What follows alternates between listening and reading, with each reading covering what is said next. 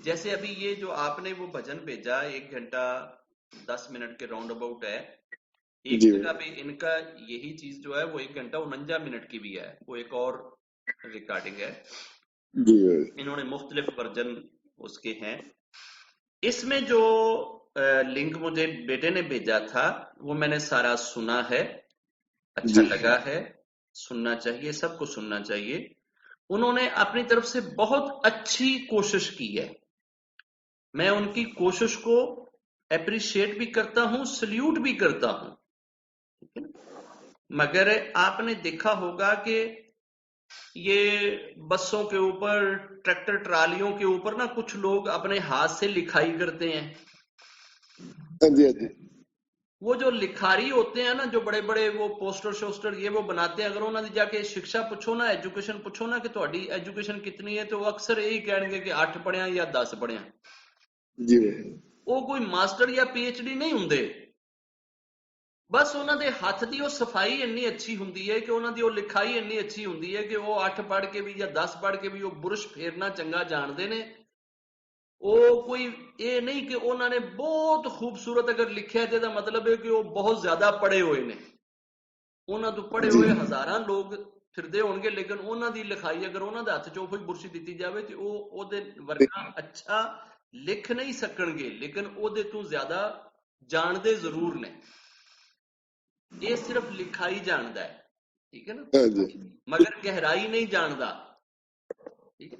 कई जगह ते तुसी किसी जगह ते उन्हां नूं लिखने वास्ते दे दिओ ना, ते वो लिख हो नहीं सकता है कि पाए। उन्होंने पता ही ना होवे कि ਉਹਦਾ मीनिंग की है, और ਉਹਦੇ जो लिखण लगे गलती भी कर सकते हैं। ਜਦੋਂ कोई पढ़िया लिखिया ਉਹਨੂੰ देख के कहेगा कि यार ਇਹ ਤੇ ਤੂੰ ਇੱਥੇ गलत लिख ਦਿੱਤਾ, तो कहेगा अच्छा ਇੱਥੇ ਪਾ ਦੇ ਜਿੱਦਾਂ ਬਣਾਇਆ मैं ਉਦਾਂ बना देना। ਉਹ ਬਣਾਵੇਗਾ तो बड़ा खूबसूरत, लेकिन ਉਹਨੂੰ ਇਹ नहीं पता कि वो बना की ਰਿਹਾ है। जो रागी है ना, रागी, जिनको जी ईश्वर भाई। ने राग दिया है, जिनके गले में सुंदर आवाज रखी है, जिनके मुख में एक बुलबुल बोलती है, ये जरूरी नहीं कि उनको ज्ञान भी उतना हो। बिल्कुल भाई। राग और ज्ञान ये दो अलग चीजें हैं। अब ईश्वर ने आपको गला बहुत अच्छा दिया है, आपका राग बहुत अच्छा है। आप राग के साथ साथ जब ज्ञान की बात करते हैं, जब उसकी इंटरप्रिटेशन की बात करते हैं, तो आपके नॉलेज, आपकी जानकारी उतनी नहीं है कि आप इसकी इंटरप्रिटेशन वो करें जो बाबा गुरु नानक देव जी ने कही है, ठीक है। राग में आपका मैच कोई नहीं है, आप मैचलेस हैं। आपको ईश्वर ने एक उपसरा जैसी आवाज दी है, दिलों को हिलाने वाली। वाकई आवाज बहुत अच्छी, बहुत प्यारी है। मगर जो उन्होंने इंटरप्रिटेशन करी है, इंटरप्रिटेशन ये भी खराब नहीं है, ये इंटरप्रिटेशन भी ठीक है। मगर वो एक मिसाल बनी है कि किसी राजे को किसी ने ना पोएम लिखी हुई दी, उस राजे ने वो पोएम पढ़ी, राजे को बड़ी पसंद आई। राजे ने ना 100 बंदों को बुलाया जो पढ़े लिखे थे, उनको कहा कि यार इनकी इंटरप्रिटेशन करो। उनके हर एक के हाथ में वो एक जो है ना वो उन्होंने पकड़ा दिया, ठीक है ना। तो पेज, वो गए और सारे एक एक पेज उसकी इंटरप्रिटेशन का लिख के ले आए। राजे ने वो 100 पेज लिखे हुए इंटरप्रिटेशन के अपने कोले रख लए और वो पढ़े। ते जदों वो पढ़े ना ते वो 100 दे 100 ही डिफरेंट सी। किसी ने उसकी कुछ इंटरप्रिटेशन की, किसी ने किसी ने कुछ की। वो राजा होर कन्फ्यूज हो गया, कहता यार ए की है, मैं तो चाहता सी कि 100 बंदे रल के एक्सप्लेनेशन करनगे ते मैनू अच्छी समझ आएगी, ते मैं तो होर कन्फ्यूज हो गया। ते किसी मंत्री ने मशवरा दिता कि जी ਇਹਦਾ एक ही हल है। उन्होंने की हल है, उन्होंने कहा जिन्ने ਇਹ लिखी है ना पोएम उसे नू सद लै कि उन्हें की सोच के लिखी है। ਇਹਦੀ असल इंटरप्रिटेशन सिर्फ वो ही कर सकता है जिन्ने ਇਹ लिखी है। ਤੇ ਇਹ ਜਿਹੜੇ ਲਿਖੀ ਹੋਈ ਨੂੰ ਪੜ੍ਹ ਕੇ ਇੰਟਰਪ੍ਰੀਟੇਸ਼ਨ ਕਰਨ ਦੇ ਨੇ, ਇਹਨਾਂ ਦੇ ਕੋਲੋਂ ਆਪਣੀ ਆਪਣੀ ਰਾਏ ਵਿੱਚ ਇੰਟਰ ਹੋ ਸਕਦੀ ਹੈ। ਉਹਨਾਂ ਨੇ ਉਸ ਪੋਇਟ ਨੂੰ, ਉਸ ਸ਼ਾਇਰ ਨੂੰ ਲੱਭਿਆ जिन्हें वो पोएम लिखी थी, ਉਹਨੂੰ ਫੜ ਕੇ ਦਰਬਾਰ 'ਚ ਲੈ ਆਇਆ, ਉਹਦੇ ਕੋਲ ਪੁੱਛਿਆ ਵੀ ਯਾਰ ਜ਼ਰਾ ਇਹ ਜਿਹੜੀ ਤੇਰੀ ਪੋएम ਹੈ, ਉਹਨੇ ਕਿਹਾ ਹਾਂਜੀ। ਉਹਨੇ ਕਿਹਾ ਜ਼ਰਾ ਇਹਦੀ ਇੰਟਰਪ੍ਰੀਟੇਸ਼ਨ ਵੀ ਕਰਕੇ ਦੱਸ। ਉਹਨੇ ਜਦੋਂ ਦਰਬਾਰ 'ਚ ਇੰਟਰਪ੍ਰੀਟੇਸ਼ਨ ਦੱਸੀ ਤੇ ਉਹ ਜਿਹੜੀ 100 ਲੋਕਾਂ ਨੇ ਇੰਟਰਪ੍ਰੀਟੇਸ਼ਨ ਕੀਤੀ ਸੀ, ਉਹ 100 ਦੇ 100 ਨਾਲੋਂ ਡਿਫਰੈਂਟ ਸੀ। ਇਹ ਗੁਰਬਾਣੀ ਜਿਹੜੀ ਹੈ ਨਾ, ਇਹ ਈਸ਼ਵਰ ਦੀ ਬਾਣੀ ਹੈ, ਇਹ ਗੁਰੂਆਂ ਦੀ ਬਾਣੀ ਹੈ। ਇਹਦੀ ਐਕਚੁਅਲ ਇੰਟਰਪ੍ਰੀਟੇਸ਼ਨ ਜਿਹੜੀ ਹੈ ਨਾ, ਉਹ ਬਾਬਾ ਗੁਰੂ ਨਾਨਕ ਦੇਵ ਜੀ ਹੀ ਕਰ ਸਕਦੇ ਨੇ, ਗੁਰੂ ਗੋਬਿੰਦ ਜੀ ਹੀ ਕਰ ਸਕਦੇ ਨੇ, ਜਿਹੜੇ ਇਹਨਾਂ ਦੇ ਅਸਲ ਲਿਖਾਰੀ ਨੇ, ਜਿਨ੍ਹਾਂ ਦੇ ਮੁੱਖਾਂ ਵਿੱਚੋਂ ਇਹ ਚੀਜ਼ ਨਿਕਲੀ ਹੈ। ਅਸੀਂ ਇੰਟਰਪ੍ਰੀਟੇਸ਼ਨਾਂ ਕਰਾਂਗੇ ਨਾ ਤਾਂ ਸਾਡੀਆਂ ਇੰਟਰਪ੍ਰੀਟੇਸ਼ਨਾਂ ਇਨਕੰਪਲੀਟ ਰਹਿ ਜਾਣਗੀਆਂ। ਉਹਨਾਂ ਨੇ ਇਹਦੀ ਇੰਟਰਪ੍ਰੀਟੇਸ਼ਨ ਕਰਦਿਆਂ ਹੋਇਆਂ ਇਹ ਚੀਜ਼ ਕਹੀ ਹੈ ਕਿ ਜੀ ਤੁਸੀਂ ਬਾਬਾ ਗੁਰੂ ਨਾਨਕ ਦੇਵ ਜੀ ਨੂੰ ਮੁਕੰਮਲ ਜਾਣ ਕੇ ਸਜਦਾ ਕਰੋ, ਉਹਨਾਂ ਨੂੰ ਇਨਕੰਪਲੀਟ ਨਾ ਜਾਣੋ। ਤੁਹਾਡੇ ਸ਼ੰਕਾ ਨਹੀਂ ਆਣੀ ਚਾਹੀਦੀ ਕਿ ਇਹ ਇਨਕੰਪਲੀਟ ਨੇ। ਇਹ ਹੀ ਹੈ ਨਾ ਸਾਰੀ, ਤੁਸੀਂ ਸੁਣੀ ਹੈ ਨਾ। ਬਿਲਕੁਲ ਬਿਲकुल ਬਹੁਤ ਵਾਰ ਮੁਖਤਲਿਫ ਰੈਫਰੈਂਸ ਦੇ ਕੇ, ਮੁਖਤਲਿਫ ਰਾਜਿਆਂ ਦੇ ਕਥਾ ਸੁਣਾ ਕੇ ਤੇ ਇੱਕ ਹੀ ਚੀਜ਼ ਐਕਸਪਲੇਨ ਕੀਤੀ ਹੈ ਕਿ ਜਦੋਂ ਤੁਸੀਂ ਸ਼ੰਕਾ ਦੇ ਨਾਲ ਮੱਥਾ ਟੇਕੋਗੇ ਤੇ ਇਹ ਮੱਥਾ ਟੇਕਣਾ ਨਹੀਂ ਹੈ। ਜਦੋਂ ਤੁਸੀਂ ਉਹਨਾਂ ਨੂੰ ਪੂਰਨ ਸਮਝ ਕੇ ਮੱਥਾ ਟੇਕੋਗੇ ਤੇ ਉਹ ਮੱਥਾ ਟੇਕਣਾ ਹੈ। ਸਿਦਕ ਕਰ ਸਜਦਾ, ਮਨ ਕਰ ਮਕਸੂਦ। 1.5 ਘੰਟੇ ਚ ਉਹਨਾਂ ਨੇ ਇੱਕ ਐਸ ਵਰਸ ਦਾ, ਇੱਕ ਐਸ ਸ਼ੇਰ ਦਾ ਤਰਜਮਾ ਕੀਤਾ ਹੈ, ਮੁਖਤਲਿਫ ਕਥਾ ਸੁਣਾ ਕੇ, ਮੁਖਤਲਿਫ ਤਰੀਕਿਆਂ ਨਾਲ ਗਾ ਕੇ ਇੰਨੀ ਗੱਲ ਉਹਨਾਂ ਨੇ ਐਕਸਪਲੇਨ ਕੀਤੀ ਹੈ। ਸਿਦਕ ਕਰ ਸਜਦਾ, ਮਨ ਕਰ ਮਕਸੂਦ। ਇੱਕ ਪਹਿਲੀ ਚੀਜ਼ ਤੇ ਇਹ ਕਿ ਜਿਹੜਾ ਇਹ ਹੈ ਨਾ, ਸਿਦਕ ਕਰ ਸਿਜਦਾ ਨਹੀਂ ਹੈ, ਸਜਦਾ ਹੈ। ਸਿਦਕ ਕਰ ਸਿਜਦਾ ਨਹੀਂ, ਉਹਨੇ 1.5 ਘੰਟਾ ਸਿਜਦਾ ਹੀ ਬੋਲਿਆ ਤੇ ਜਿਹੜੇ ਉਹ 10, 20, 30 ਹਜ਼ਾਰ ਬੰਦੇ ਲੋਕ ਬੈਠੇ ਨੇ ਉਹ ਵੀ ਪਿੱਛੇ ਸਿਜਦਾ ਹੀ ਜੱਪੀ ਜਾ ਰਹੇ ਨੇ। ਇਹ ਵਰਡ ਸਿਜਦਾ ਨਹੀਂ ਹੈ, ਇਹ ਵਰਡ ਹੈ ਸਜਦਾ। ਇਹ ਐਕਚੁਅਲ ਸ਼ਬਦ ਹੈ। ਹਾਂਜੀ, ਮਤਲਬ ਪ੍ਰਣਾਮ ਹੈ, ਔਰ ਇਹ ਹਮੇਸ਼ਾ ਮੱਥਾ ਟੇਕ ਕੇ ਕੀਤਾ ਜਾਂਦਾ ਹੈ। ਮਤਲਬ ਪ੍ਰਣਾਮ ਔਰ ਸਿਦਕ ਮੀਨ ਵਿਸ਼ਵਾਸ। ਸਿਦਕ ਮੀਨ ਹੁੰਦਾ ਹੈ ਸੱਚਾਈ, ਸੱਤ। ਠੀਕ ਹੈ, ਸਿਦਕ ਸੱਚਾਈ ਨੂੰ ਕਿਹਾ ਜਾਂਦਾ ਹੈ।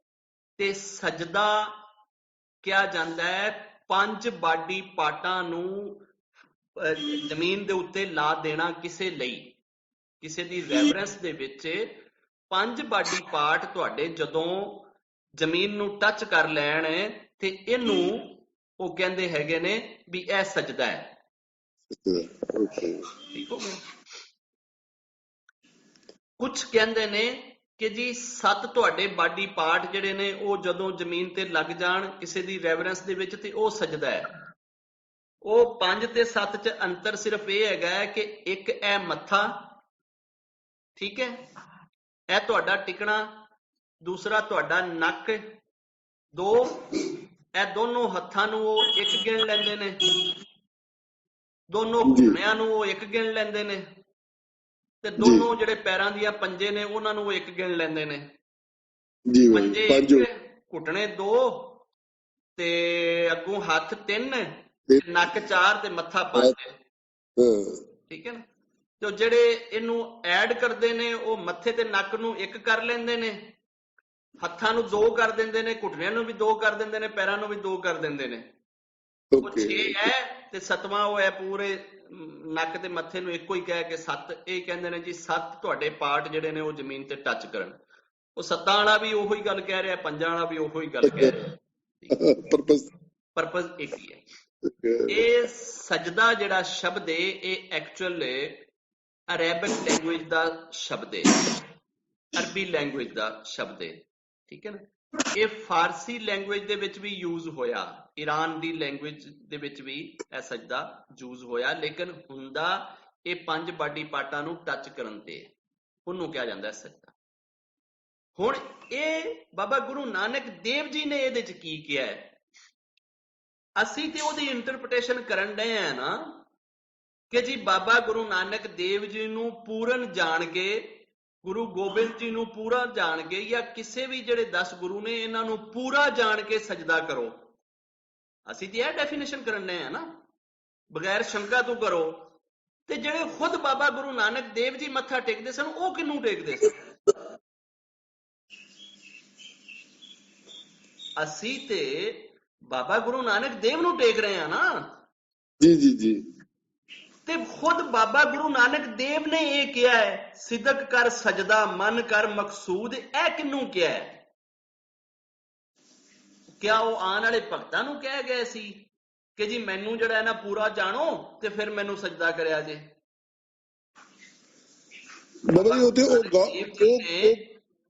ਜਦੋਂ ਖੁਦ ਇਹ ਸ਼ਬਦ ਕਹੇ ਨੇ ਕਿ ਸਿਦਕ ਕਰ ਸਜਦਾ ਮਨ ਕਰ ਮਕਸੂਦ, ਤੇ ਉਹਨਾਂ ਨੇ ਕਿਸ ਚੀਜ਼ ਨੂੰ ਜ਼ਿਹਨ 'ਚ ਰੱਖ ਕੇ ਕਿਹਾ ਹੈ? ਬਾਬਾ ਜੀ ਉਹ ਤੇ ਉਹਨਾਂ ਨੂੰ ਕੀ ਹੋਣਗੇ ਨਾ ਜਿਹੜੇ ਇੱਕ ਗॉड ਹੈ, ਇੱਕ ਉਹ ਲਾਈਟ ਹੈ, ਇੱਕ ਲਾਈਟ ਹੈ, ਇੱਕ ਗॉड ਹੈ। ਬਿਲਕੁਲ ਠੀਕ ਪਹੁੰਚੇ ਹੋ। ਉਹ ਬਾਬਾ ਜੀ ਉਹ ਤੇ ਸਮਝ ਹੈ। ਉਹ ਤੇ ਦੇਖੋ ਨਾ, ਇਹ ਸਾਰੇ ਜਿਸ ਤਰ੍ਹਾਂ ਰਾਮ ਜੀ, ਕ੍ਰਿਸ਼ਨ ਜੀ, ਤੁਹਾਡੇ ਨਾਲ ਕਈ ਵਾਰੀ ਗੱਲ ਹੋਈ, ਗੁਰੂ ਨਾਨਕ ਦੇਵ ਜੀ, ਗੁਰੂ ਜੀ, ਇਹ ਸਾਰੇ ਮੈਸੇਂਜਰਸ ਅੱਗੇ ਉਹਨਾਂ ਦੇ ਉਹ ਨੇ, ਅੱਗੇ ਲਾਈਟ ਇੱਕ ਗॉड ਦੀ ਉਹ ਡੈਫੀਨੇਸ਼ਨ ਹੈ, ਉਹ ਹੈ। ਹਾਂਜੀ, ਹੁਣ ਅਸੀਂ ਜਦੋਂ ਭਗਤਾਂ ਨੂੰ ਇਹ ਚੀਜ਼ ਕਹਿੰਦੇ ਆ ਨਾ ਕਿ ਜੀ ਤੁਸੀਂ ਬਾਬਾ ਗੁਰੂ ਨਾਨਕ ਦੇਵ ਜੀ ਨੂੰ ਕੰਪਲੀਟ ਸਮਝ ਕੇ, ਮੁਕੰਮਲ ਸਮਝ ਕੇ ਸਜਦਾ ਕਰੋ, ਕਿਉਂਕਿ ਬਾਬਾ ਗੁਰੂ ਨਾਨਕ ਦੇਵ ਜੀ ਕਹਿ ਰਹੇ ਨੇ ਕਿ ਸਿਦਕ ਕਰ ਸਜਦਾ ਮਨ ਕਰ ਮਕਸੂਦ। ਦਾ ਮਤਲਬ ਹੈ ਤੁਸੀਂ ਗੁਰੂ ਨੂੰ ਪੂਰਾ ਜਾਣੋ, ਬਗੈਰ ਸ਼ੰਕਾ ਤੋਂ ਸਜਦਾ ਕਰੋ। ਇਹ ਇੰਟਰਪ੍ਰੀਟੇਸ਼ਨ ਨਹੀਂ ਹੈ। ਇਹ ਗੁਰੂ ਨੂੰ ਮੁਕੰਮਲ ਨਾ ਜਾਣੋ। ਗੁਰੂ ਇਹਦੇ ਵਿੱਚ ਤੁਹਾਨੂੰ ਕਹਿ ਰਿਹਾ ਹੈ, ਜਾਨਵਰ ਤੇ ਇਨਸਾਨ ਇਹਨਾਂ ਦੋਨਾਂ ਦੀ ਸ਼ਕਲ ਇੱਕੋ ਜਿਹੀ ਹੈ। ਇਨਸਾਨ ਦੋ ਪੈਰਾਂ ਤੇ ਚੱਲਦਾ ਹੈ, ਇਹ ਅਗਲੇ ਪੈਰਾਂ ਨੂੰ ਨਹੀਂ ਲਾਂਦਾ ਜ਼ਮੀਨ ਤੇ। ਜਿਹੜੀ ਮੱਝ ਏ, ਗਾਂ ਏ, ਬੱਕਰੀ ਏ, ਇਹ ਅਗਲੇ ਵੀ ਹੱਥ ਜ਼ਮੀਨ ਤੇ ਲਾ ਕੇ ਚੱਲਦੇ ਨੇ। ਇਨਸਾਨ ਦੇ ਤੇ ਗਾਂ ਮੱਝ ਦੇ ਭੋਜਨ ਕਰਨੇ ਦੇ ਵਿੱਚ ਅੰਤਰ ਏ। ਤੁਸੀਂ ਗਧੇ ਘੋੜੇ ਦੇ ਅੱਗੇ ਵੀ ਭੋਜਨ ਰੱਖ ਦਿਓ ਤੇ ਇਨਸਾਨ ਦੇ ਅੱਗੇ ਵੀ ਭੋਜਨ ਰੱਖ ਦਿਓ, ਦੋਨਾਂ ਦਾ ਭੋਜਨ ਜ਼ਮੀਨ ਤੇ ਰੱਖ ਦਿਓ। ਇਨਸਾਨ ਭੋਜਨ ਕਿੱਦਾਂ ਕਰਦਾ ਹੈ? ਆਪਣੇ ਹੱਥ ਨਾਲ ਜਾ ਕੇ ਭੋਜਨ ਨੂੰ ਚੱਕਦਾ ਹੈ, ਭੋਜਨ ਲਈ ਹੱਥ ਚੁੱਕਦਾ ਹੈ, ਭੋਜਨ ਲਈ ਹੱਥ ਚੁੱਕਦਾ ਹੈ। ਬੰਦਾ ਬੈਠਾ ਹੋਇਆ ਹੈ, ਬੰਦਾ ਨਹੀਂ ਚੁੱਕ ਰਿਹਾ, ਹੱਥ ਚੁੱਕ ਰਿਹਾ ਹੈ। ਉਹ ਜਾ ਕੇ ਭੋਜਨ ਵਿੱਚੋਂ ਚੁੱਕਦਾ ਹੈ ਤੇ ਬੰਦੇ ਨੂੰ ਬੈਠਿਆਂ ਬੈਠਿਆਂ ਹੀ ਇੱਥੇ ਦਿੰਦਾ ਹੈ, ਭੋਜਨ ਉਹਦੇ ਮੂੰਹ 'ਚ ਦਿੰਦਾ ਹੈ, ਹੱਥ ਦਿੰਦਾ ਹੈ, ਹੱਥ। ਤੇ ਘੋੜਾ ਤੇ ਜ਼ੇਬਰਾ ਤੇ ਊਠ ਤੇ ਬੁੱਲ, ਮੱਝਾਂ, ਗਾਵਾਂ, ਇਹ ਜਿੰਨੀਆਂ ਵੀ ਚੀਜ਼ਾਂ ਨੇ, ਇਹ ਜਦੋਂ ਭੋਜਨ ਕਰਦੀਆਂ ਨੇ ਤੇ ਏਦਾਂ ਹੱਥ ਨਾਲ ਚੁੱਕ ਕੇ ਮੂੰਹ 'ਚ ਭੋਜਨ ਨਹੀਂ ਪਾਉਂਦੀਆਂ। ਮੂੰਹ ਨੂੰ ਭੋਜਨ ਲਾ ਲੈ। ਇਹ ਸਾਰੀਆਂ ਆਪਣੇ ਮੂੰਹ ਨੂੰ, ਆਪਣੇ ਮੱਥੇ ਨੂੰ ਭੋਜਨ ਤੱਕ ਥੱਲੇ ਟੇਕਦੇ ਨੇ, ਉੱਥੇ ਜਾ ਕੇ ਉਹ ਭੋਜਨ ਚੁੱਕਦੇ ਨੇ। ਇਹ ਜਿੰਨੇ ਜਨਮ ਨੇ ਨਾ, ਜਿੰਨੀਆਂ ਕ੍ਰੀਏਸ਼ਨਾਂ ਨੇ ਨਾ, ਇਹ ਸਾਰੀਆਂ ਭੋਜਨ ਨੂੰ ਪ੍ਰਣਾਮ ਕਰ ਰਹੀਆਂ ਨੇ, ਭੋਜਨ ਅੱਗੇ ਮੱਥਾ ਟੇਕ ਰਹੀਆਂ ਨੇ। ਇੱਕ ਮਨੁੱਖੇ ਜਿਹਨੂੰ ਗਿਆਨ ਦਿੱਤਾ ਗਿਆ ਹੈ, ਜਿਹਨੂੰ ਬੁੱਧੀ ਦਿੱਤੀ ਗਈ ਹੈ, ਜਿਹਨੂੰ ਸਮਝ ਦਿੱਤੀ ਗਈ ਹੈ, ਜਿਹਨੂੰ ਸੋਚ ਦਿੱਤੀ ਗਈ ਹੈ ਈਸ਼ਵਰ ਦੀ, ਇਹ ਉਹ ਜਨਮ ਹੈ ਕਿ ਜਿੱਥੇ ਜਾਂ ਤੁਸੀਂ ਭਗਵਾਨ 'ਚ ਸ਼ਾਮਲ ਹੋ ਜਾਓਗੇ ਤੇ ਜਾਂ ਫਿਰ ਵਾਪਸ ਸ਼ੈਤਾਨ ਬਣ ਜਾਓਗੇ। ਤੁਸੀਂ ਇਨਸਾਨ ਹੋ, ਤੁਹਾਡੇ ਇੱਕ ਪਾਸੇ ਭਗਵਾਨ ਖੜਾ ਹੈ, ਦੂਸਰੇ ਪਾਸੇ ਸ਼ੈਤਾਨ ਖੜਾ ਹੈ। ਇੱਧਰ ਡਿੱਗ ਗਏ ਤੇ ਭਗਵਾਨ ਵੱਲੇ ਚਲੇ ਗਏ, ਇੱਧਰ ਡਿੱਗ ਗਏ ਤੇ ਸ਼ੈਤਾਨ ਵੱਲੇ ਚਲੇ ਗਏ, ਰਾਖਸ਼ ਵੱਲੇ ਚਲੇ ਗਏ। ਹੁਣ ਤੁਹਾਡੀ ਡਿਗਨਿਟੀ ਹੈ, ਤੁਸੀਂ ਚੂੰਕਿ ਆਖਰੀ ਜਨਮ ਲੈ ਚੁੱਕੇ ਹੋ, ਮਨੁੱਖ ਦਾ ਜਨਮ ਲੈ ਚੁੱਕੇ ਹੋ, ਤੇ ਤੁਹਾਡੀ ਡਿਗਨਿਟੀ, ਚੂੰਕਿ ਤੁਹਾਡੇ ਮਾਈਂਡ 'ਚੋਂ ਈਸ਼ਵਰ ਵਸਦਾ ਹੈ ਤੇ ਈਸ਼ਵਰ ਏਡਾ ਉੱਚਾ ਹੈ, ਵਸਦਾ ਜੋ ਇੱਥੇ, ਤੇ ਉਹਦੇ ਵਸਣ ਦੀ ਵਜ੍ਹਾ ਤੋਂ ਤੁਹਾਨੂੰ ਇਹ ਅਜ਼ਮਤ ਦਿੱਤੀ ਗਈ ਕਿ ਤੁਹਾਡਾ ਭੋਜਨ ਤੁਹਾਡੇ ਤੱਕ ਆਏਗਾ, ਤੁਸੀਂ ਭੋਜਨ ਲਈ ਮੱਥਾ ਨਹੀਂ ਟੇਕੋਗੇ। ਬਾਕੀ ਸਾਰੀਆਂ ਸ਼ਈਆਂ ਮੱਥਾ ਟੇਕਣਗੀਆਂ ਭੋਜਨ ਨੂੰ, ਇਨਸਾਨ ਨਹੀਂ ਟੇਕੇਗਾ ਮੱਥਾ। ਹੁਣ ਇਨਸਾਨ ਕੀ ਕਰੇਗਾ? ਭੋਜਨ ਲਈ ਤੇ ਨਹੀਂ ਝੁਕਿਆ। ਹੁਣ ਇਹ ਜਦੋਂ ਝੁਕੇਗਾ ਤੇ ਕਾਹਦੇ ਲਈ ਝੁਕੇਗਾ? ਬਾਬਾ ਗੁਰੂ ਨਾਨਕ ਦੇਵ ਜਦੋਂ ਖੁਦ ਝੁਕਦੇ ਸੀ ਤੇ ਮੱਥਾ ਟੇਕਦੇ ਸੀ, ਉਹ ਕਿਹੜੇ ਗੁਰੂ ਨੂੰ ਮੁਕੰਮਲ ਸਮਝ ਰਹੇ ਸੀ? ਅਸੀਂ ਤੇ ਉਹਨਾਂ ਨੂੰ ਮੁਕੰਮਲ ਕਹਿ ਦਿੱਤਾ ਨਾ, ਜਿਹੜੀ ਬਗੈਰ ਸ਼ੰਕਾ ਤੋਂ ਆਓ। ਉਹ ਕਿਹਦੇ ਉੱਤੇ ਸ਼ੰਕਾ ਰੱਖ ਕੇ ਆ ਰਹੇ ਸੀ? ਉਹ ਕਿਹਨੂੰ ਕੰਪਲੀਟ ਸਮਝ ਰਹੇ ਸੀ?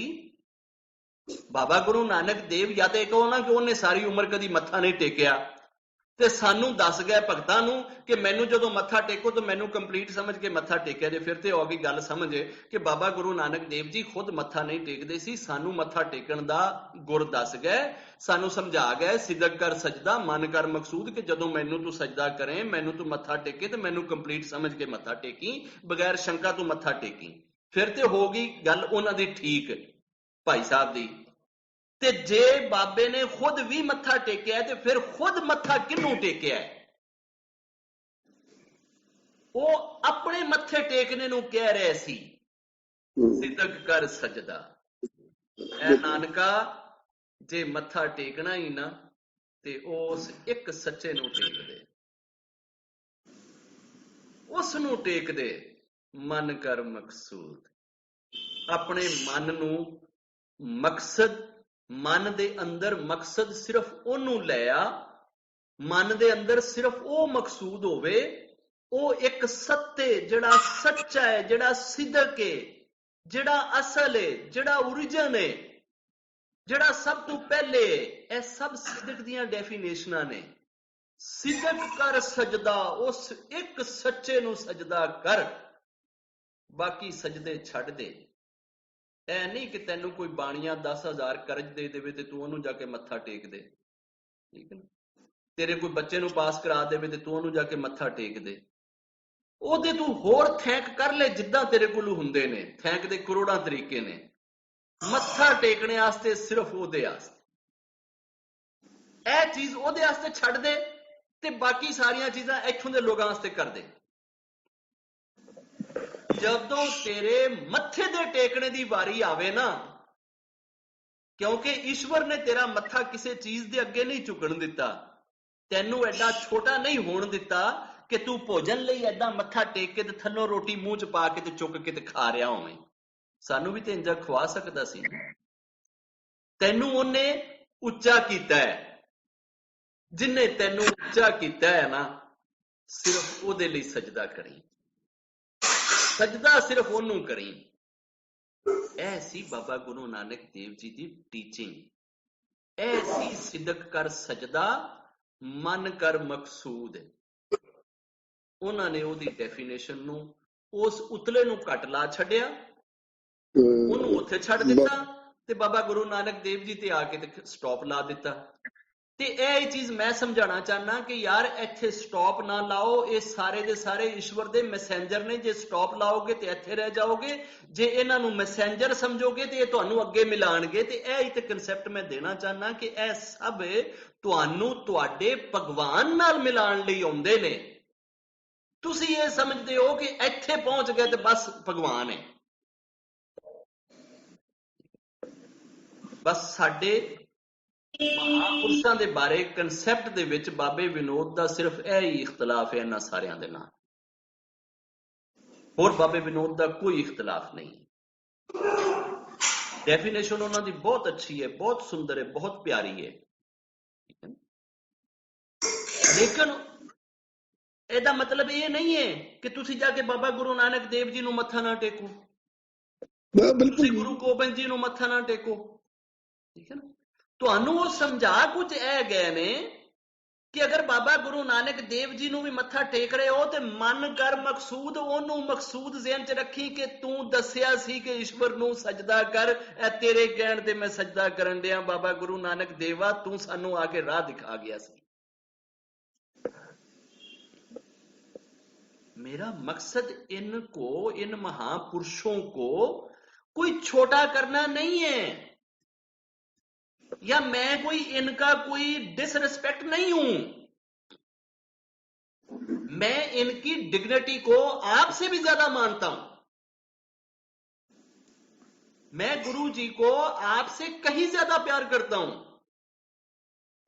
बाबा गुरु नानक देव जी को आपसे कहीं ज्यादा प्यार करता हूं, कहीं ज्यादा चाहता हूं, कहीं ज्यादा रिस्पेक्ट देता हूं।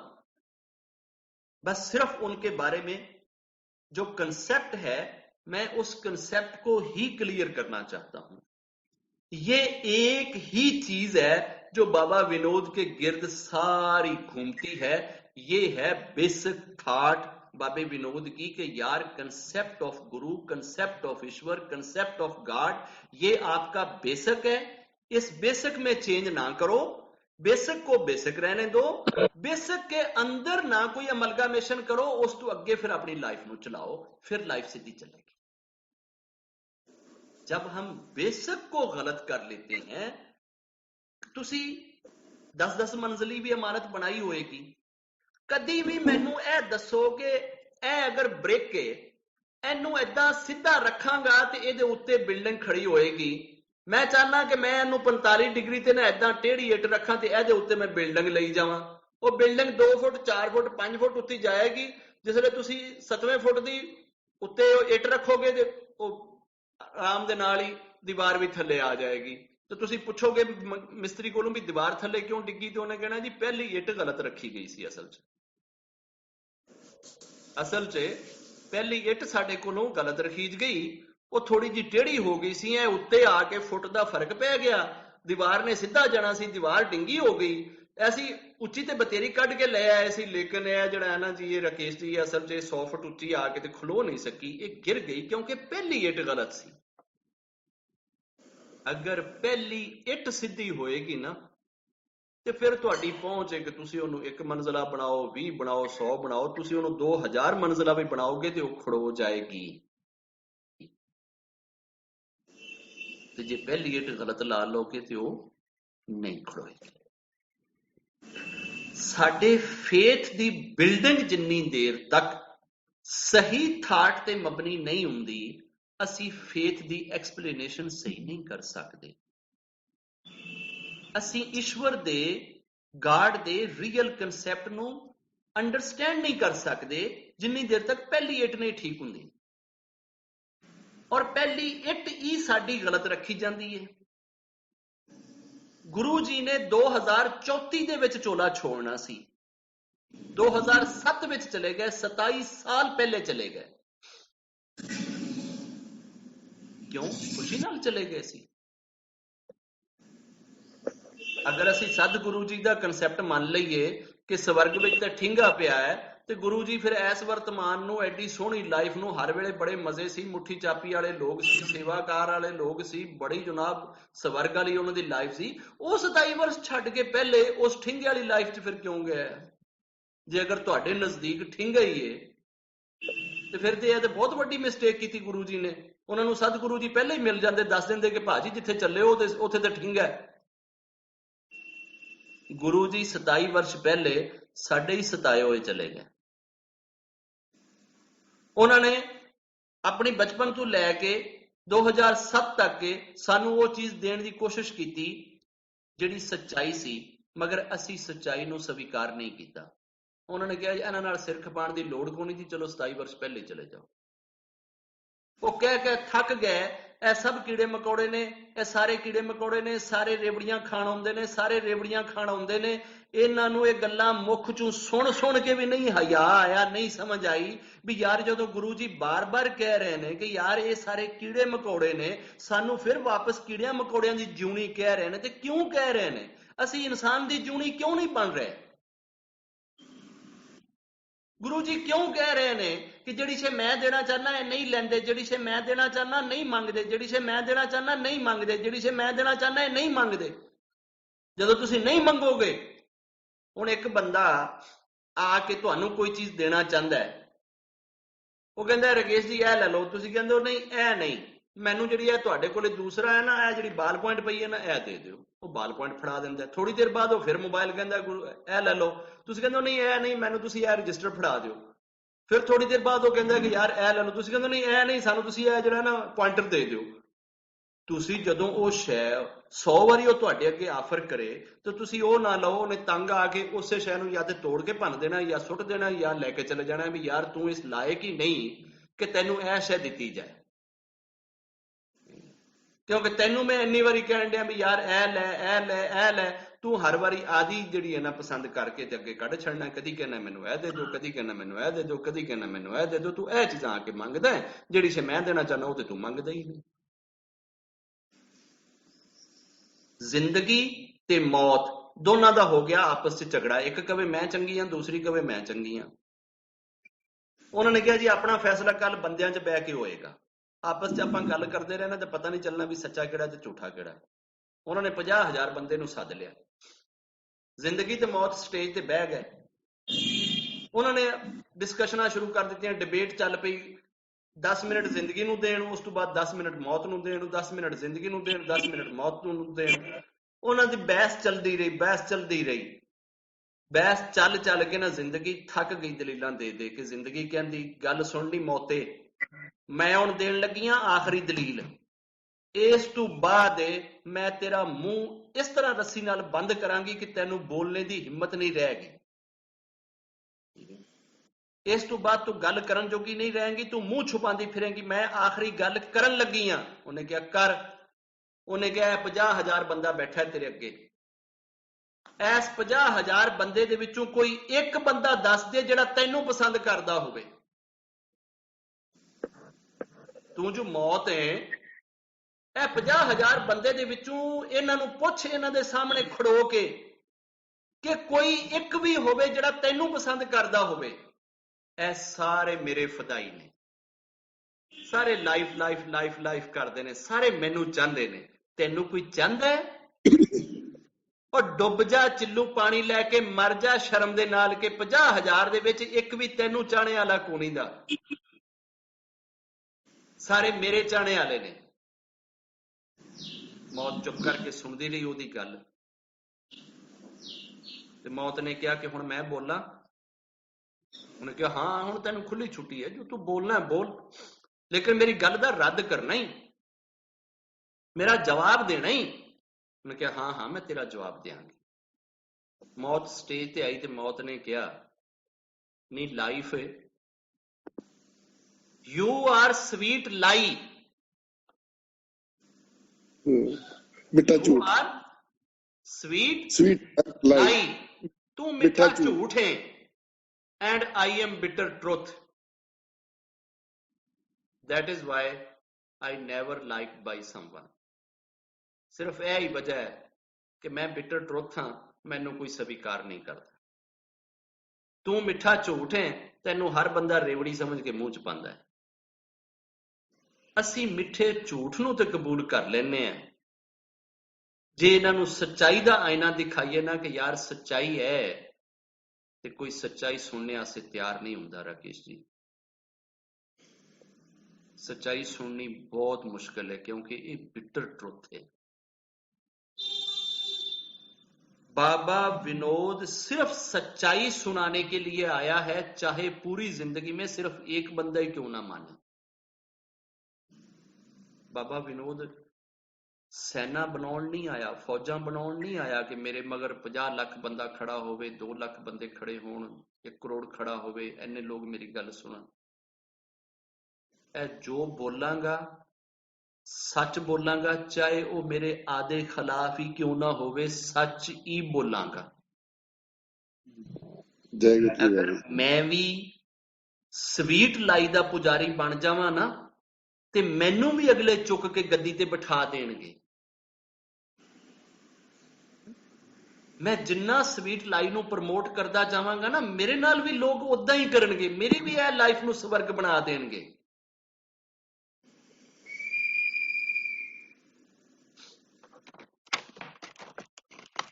देखो तुहानू कोई टेची नजर आउण दिया? हाँ जी हाँ जी बाबा जी, ए वाला ए मेरे पूरे कमरे च देख लो कि किन्ना को माल पिया इत्थे, किन्ना को समान पिया। मैनू तो बहुत ए जेड़ा कुछ टेबल ते पिया है ना बाबा जी जी, मैनू तो बहुत लभ रहा है। मैं दुनिया दी नजर नाल गल कर रहा राकेश जी।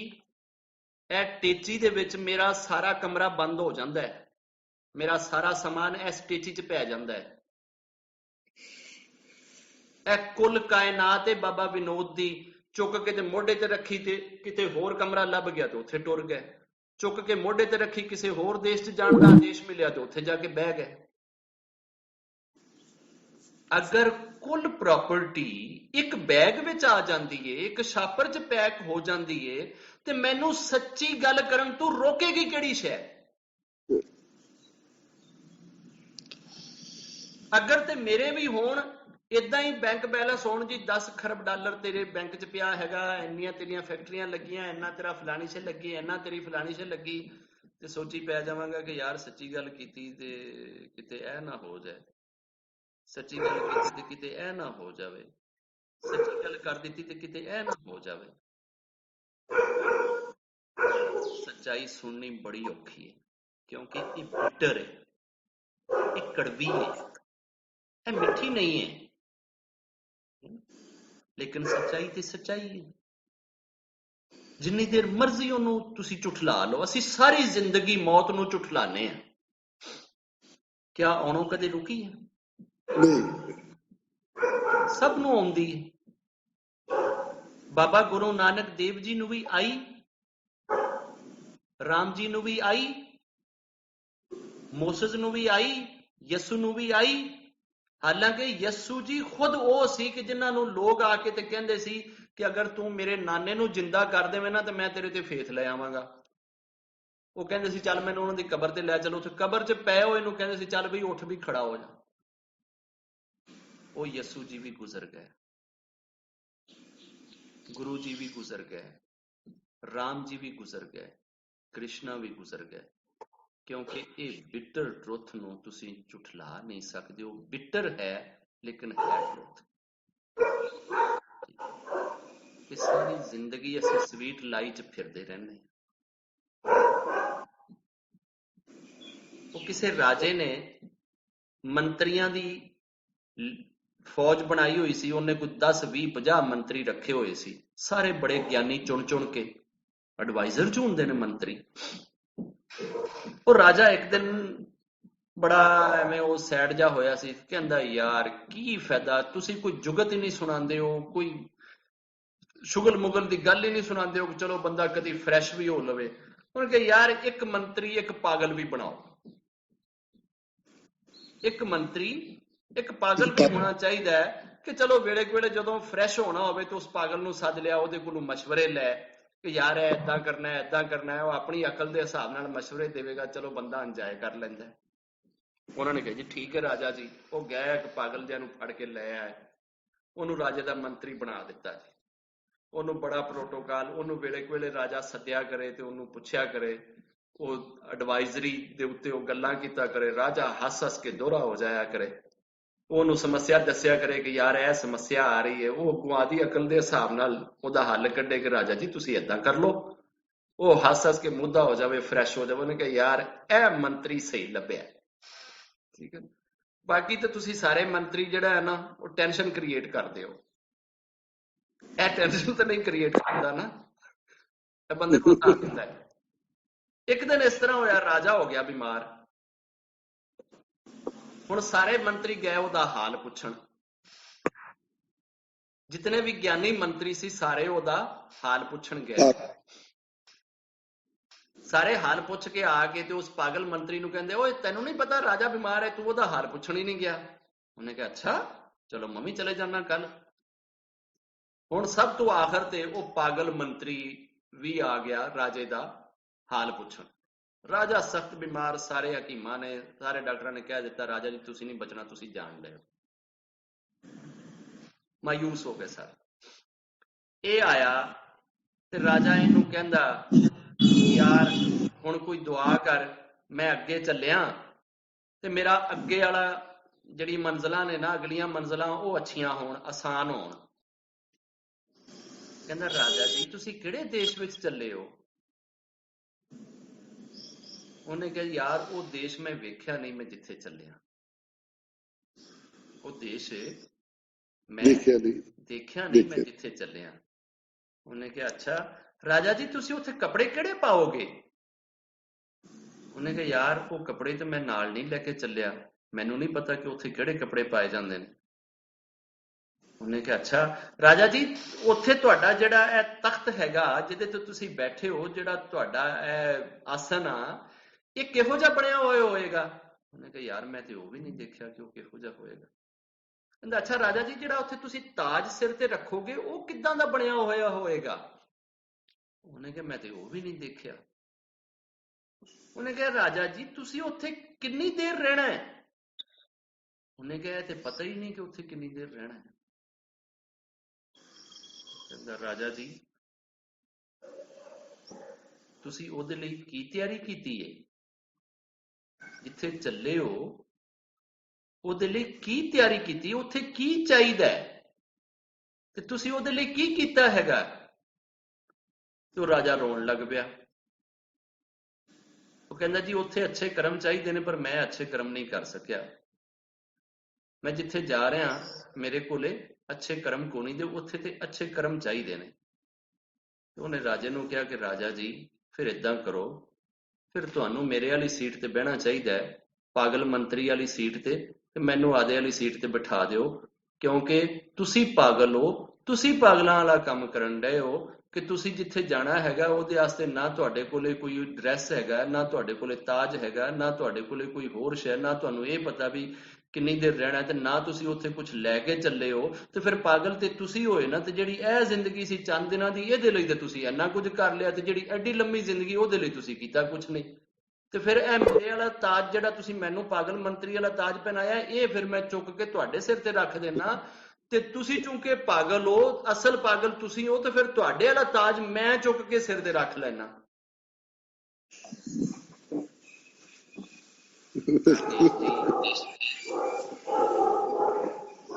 हमें सब पागलपन में पड़े हुए हैं और जो असल रियलिटी है उससे आंखें मोड़े हुए हैं, क्योंकि ये आसान है।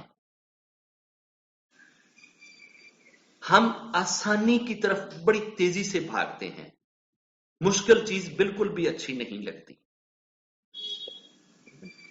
ये कंसेप्ट मुश्किल है कि यार वो सत्य पे बैठा है, जो सिदक है, जो सच है, और यहां से करोड़ों खरबों मील दूर, अनगिनत मील दूर फर्स्ट आकाश है, भू है, फिर उससे 10 टाइम ऊपर भवा है, फिर उससे 10 टाइम ऊपर सवर है, फिर महास है, फिर जनास है, फिर तपास है, फिर सत्या है, और ईश्वर वहां बैठा है।